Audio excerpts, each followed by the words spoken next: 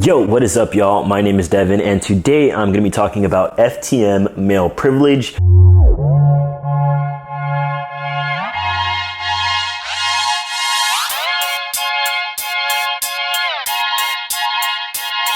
But before we get into that, make sure if you're new here, newest and not subscribed, you go ahead and press that subscribe button down below to support me. If you are interested in hiring me for coaching, a meal plan, or a training plan, go ahead and email me at devindoescoaching@gmail.com. And if you did want to donate for my top surgery GoFundMe, the link is going to be in the description down below. I really appreciate your guys' support. And without a further ado, let's go ahead and tread into these muddy waters, I guess is a way to put it. I was scrolling through Reddit as I usually do when I'm supposed to be doing something more productive, and I came across this topic right here within the FTM thread, right? I had someone told me, you're a man, so shut up, you have privilege. I joined a LGBT college group at my school. It was mostly filled with cis gay and lesbian people, and the leader was a cis heterosexual ally. No other trans person besides me. It was going fine until we start talking about trans issues. It's always kind of sus to be the only person representing that specific group within a group of people. For example, if you're the only black person within a group of like other people, you're gonna feel like you have the fucking weight of the entire black community on your shoulders. So that's already like almost a losing battle to be the only trans guy or the only trans person within a group, whether they're lesbians and gays or not. It's still a lot of weight to bear. I mentioned that I'm a trans man and I was talking about my own problems. However, they gave me flack for it. They were like, you're a man, so shut up, you have privilege.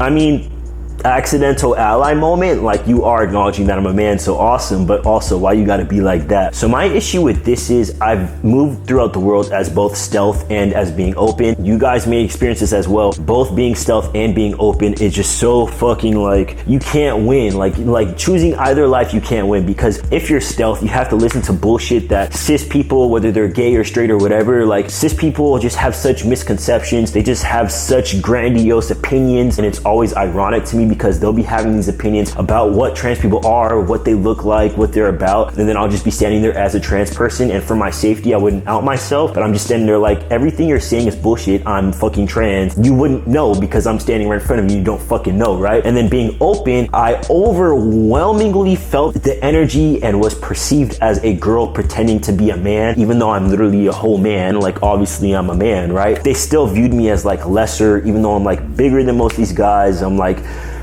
I have a deep voice, all of that, for all intents and purposes that is concerning them. I'm a man, right? They still view me as a girl who's confused, a girl pretending to be a man. It's not always shitty. There are some people, some allies that you meet along the way, but it can be overwhelmingly negative and almost make you feel jaded towards the world in general. I do believe we have male privilege. Obviously, walking down the street, you're less likely to probably be a subject of an assault or a sexual crime or something like that. Before I passed, well, people sort of knew like that guy has to be trans. Like I've literally had people tell me, hey, like, what are you? Are you a boy or a girl? Multiple fucking times. Every trans person does not transition with the idea of being cis passing. So even that within itself can be dangerous if people want to target you for not fulfilling the norm. But I will say, yes, to some degree, we do have male privilege. It just varies for each situation, as in life, there is nuance. The idea alone that we have to hide part of our identity in order to be seen as equal is problematic within itself. I know when I worked at a warehouse and everyone knew I was trans, they wouldn't give me the same workload as the other guys. I would be like picking a box up. This is when I was like